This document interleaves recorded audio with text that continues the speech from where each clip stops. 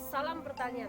Perkenalkan, nama saya Irma Yondasari, mahasiswa Politeknik Pembangunan Pertanian Yogyakarta Magelang, jurusan Pertanian Yogyakarta. Baiklah, pada kesempatan ini saya akan menjelaskan bagaimana cara pembuatan perangkap ikat kuning dengan memanfaatkan botol bekas. Ingin tahu?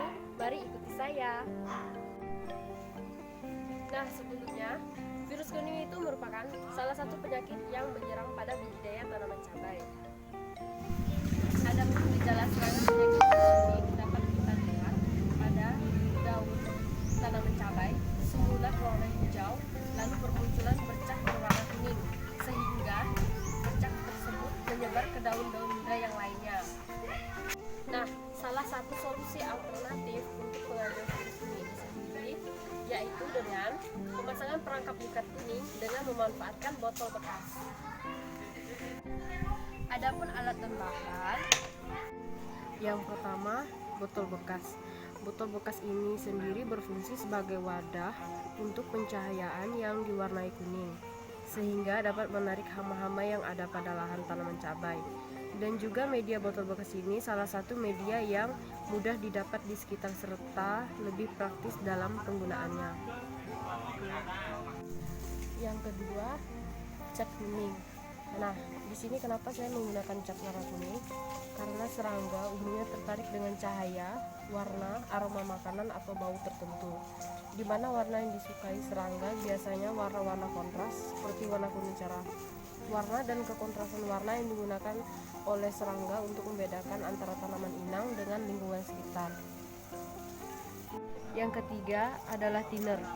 Di sini thinner sendiri berfungsi sebagai mempermudah dalam pengenceran cat dan lem perekat yang akan digunakan pada ikat kuning. Yang keempat, torong.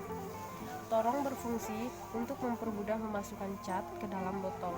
Seperti ini.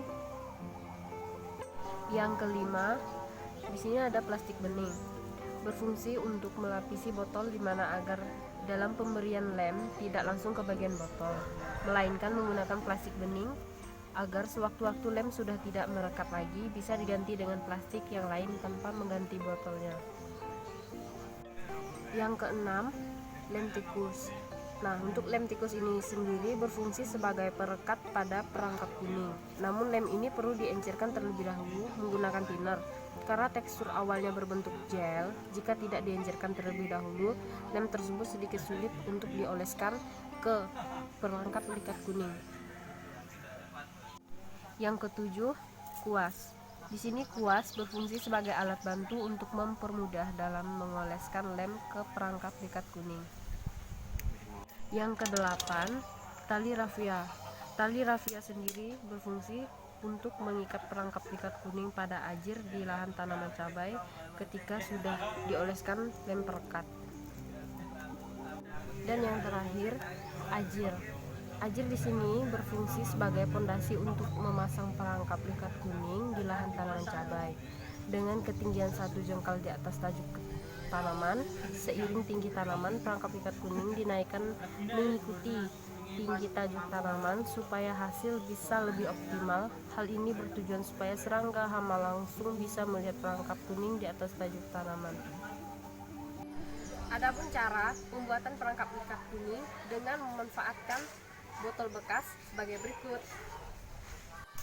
Langkah pertama, encerkan cat kuning menggunakan thinner.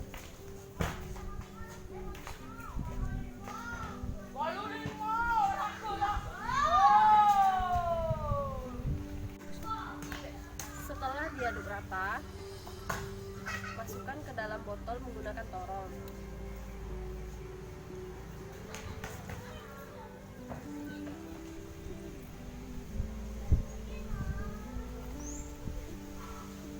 Kemudian tutup botol.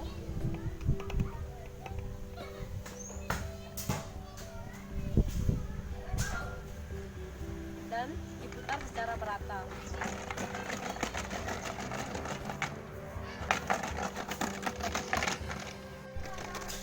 Sampai hasilnya seperti ini.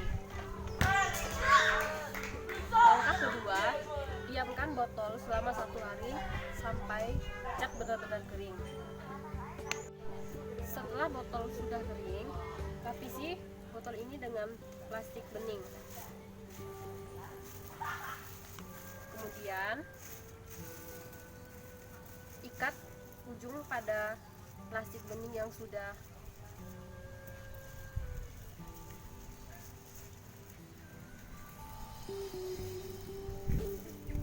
supaya pada saat perekatan lemnya nanti itu tidak kemana-mana. Nah, setelah jadi seperti ini, kita olesi dengan lem perekat yang sudah kita encerkan menggunakan thinner seperti ini.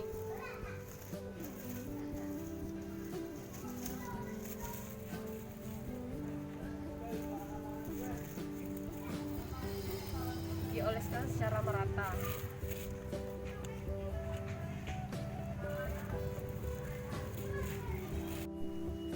Setelah jadi seperti ini, selanjutnya kita aplikasikan di lahan tanaman cabai.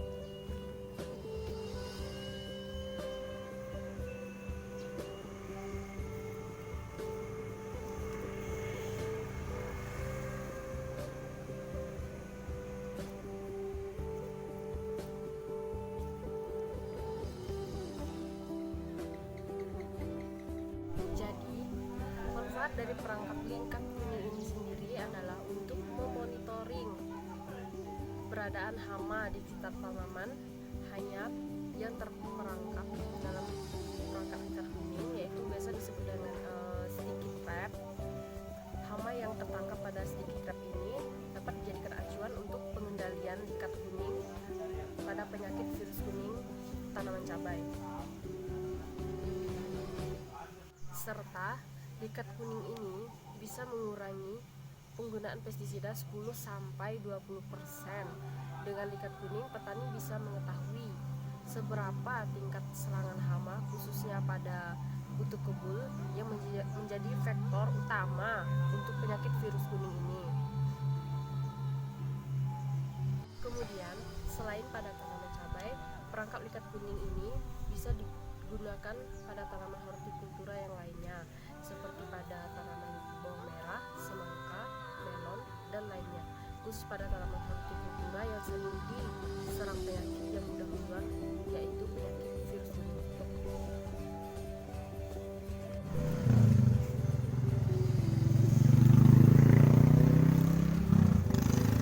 Nah, sampai ke penghujung akhir, demikian tadi cara pembuatan pemasangan perangkap likat kuning pada tanaman cabai yang terserang penyakit virus kuning. Jika ada salah kata saya dalam cara pembuatan ini, saya mohon maaf. Selamat sore. Salam pertanian.